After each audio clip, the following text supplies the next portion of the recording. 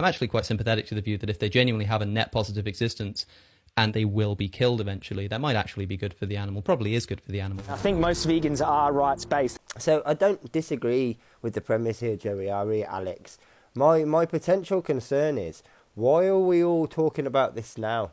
Why didn't you, or anyone else for that matter, call out the fact that he was always in denial of rights and always against the idea of anyone having natural rights, long time before he came out and announced that he was no longer plant-based? And the questioner asks about the best argument for an animal's right to life.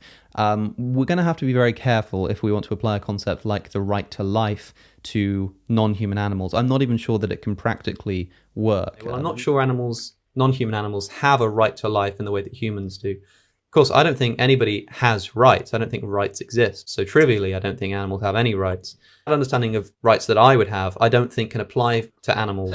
That's always been his view. He's always had that Peter Singer influence utilitarian approach. He's always had that. And no one else said a word. I mean, there's a bigger question here. And how did this guy get booked for Camp Out twice? How did he get given the slots and the attention that he got given, despite that he was always honest about his viewpoint? That's the concerning part about this. And it kind of really comes into play when we talk about Ed too. The reason that he was allowed to get away with it for as long as he did was because in this movement these days, you can have utilitarian views as long as you're vegan. You can talk about welfare all the time, and you can never ever mention abolition in your entire time as an activist as long as you're vegan. It's only when then you start to talk about, well, I'm no longer plant-based, that all of a sudden all those views and that utilitarianism, that's a problem. I'm interested in the reducing of animal suffering here. So a lot of people said, oh, that's a bit too utilitarian for me, like you're not really, you disappointed me because you're not sort of basing this on rights. It's like, well, I never did that.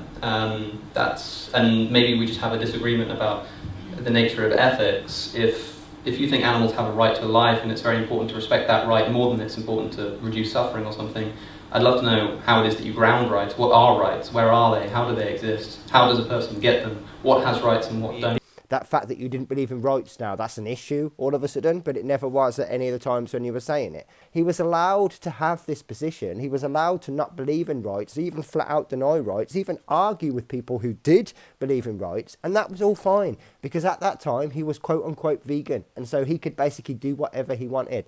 And I think that's a serious issue within the movement personally.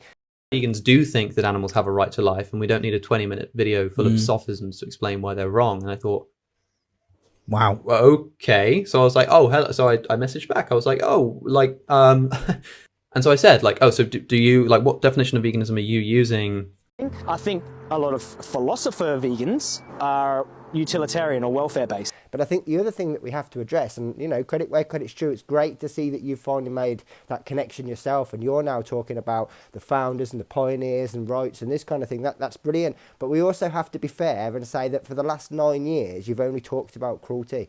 So you've got a job now to try and change the minds of those people that you've already influenced, in the same way that I've had a job for the last 3 years when I changed my views and realised that rights were a thing too. You know, all the stuff that you've talked about in welfare, you now have to correct. You can't just expect people to just fix it. You have to fix it. You're the person that's influenced them about cruelty or about suffering or about welfare. You need to now be the person that fixes that and corrects that when it comes about rights. This isn't a criticism. I'm more than happy to help you do it, and I'm sure plenty of others are either. We'd much rather have you on our side than have another welfarist. It's just a case of we have the responsibility to do this. We can't just expect people to watch one video versus thousands and come to a new conclusion that, you know, your old content is going to be shared around for years. So this needs to be taken into consideration going forward. But it is at the very least nice to hear someone else talking about it who has actually got a platform, who isn't just talking about welfare to appease their little audience, which is pretty much the vast majority of big name activists these days. So credit where's credit's due.